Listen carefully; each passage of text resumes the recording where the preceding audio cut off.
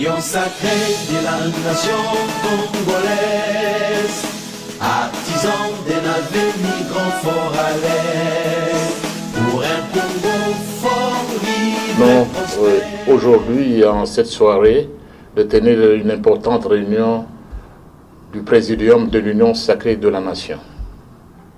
À l'issue de cette réunion, les membres présents du Présidium de l'Union sacrée de la nation, cet organe qui est l'organe politique au sommet de la plateforme présidentielle, ont résolu que le mercredi 22 juillet 2026, nous serons là pour manifester contre le coup d'État contre la nation qui est en train d'être perpétré par certains individus alliés du Rwanda des AFC M23.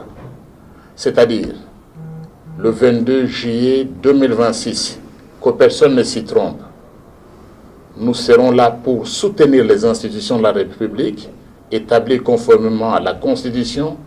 Nous n'allons pas tolérer un seul dérapage de ceux qui peuvent essayer une tentative, en fait, un coup d'État constitutionnel, l'alinéa 2e de l'article 64. Certains s'appellent même C64, mais ils n'en connaissent pas le contenu. Toute tentative de renversement du régime constitutionnel est une infraction punissable par la loi. Et les amis qui avaient prévu la même chose, ils entrent pratiquement dans ce cadre-là de tentative de renversement du régime constitutionnellement établi.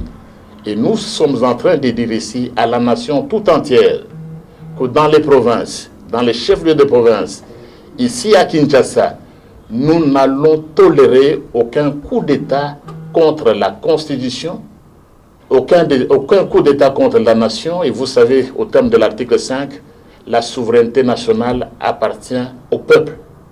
Tout pouvoir émane du peuple. Ceux-là qui se disent démocrates, qui veulent même empêcher le peuple d'exercer son droit sacré d'exercice de la souveraineté, doivent comprendre que ce jour-là, nous ne tolérerons aucun dérapage. Ils peuvent crier, monter sur les montagnes, ils peuvent monter sur les tables. Aucune fraction, aucune coalition, aucune confession religieuse, soit-elle, ne peut donc priver le peuple de son droit.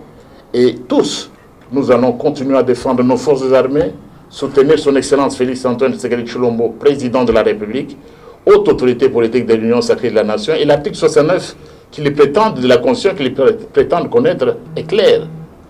Le président de la République, il représente la nation. Il est le symbole de l'unité nationale. Nous n'allons pas laisser certains individus attenter à la vie du président de la République, comme il propose de le faire en coalition avec le AFCM 23 et en coalition avec le Rwanda. Et nos compatriotes de l'Est, ils l'ont démontré, même pendant la qualification de notre équipe nationale, les Léopards, que nous restons une nation unie. Personne ne s'est battu pour la souveraineté nationale plus que Félix Antoine Tshisekedi Tshilombo. Il n'y aura pas de balkanisation. La balkanisation, c'est dans leur tête, c'est dans la tête de leurs alliés de AFCM 23, c'est dans la tête de Kagame qui veut garder sous sa coupe la partie est de notre pays. Ça n'arrivera pas avec son Excellence Félix Antoine Tshisekedi Tshilombo. Eh bien, nous clôturons en disant, soyons du bon côté de l'histoire. Le bon côté de l'histoire, on l'a toujours dit, c'est avec l'Union sacrée de la nation. Le bon côté de l'histoire, c'est avec Félix Antoine Tshisekedi Tshilombo. Le 22 juillet 2026, nous serons tous là pour le manifester, et dans la ville, et dans les chefs-lieux des provinces, et dans la diaspora. Je vous remercie.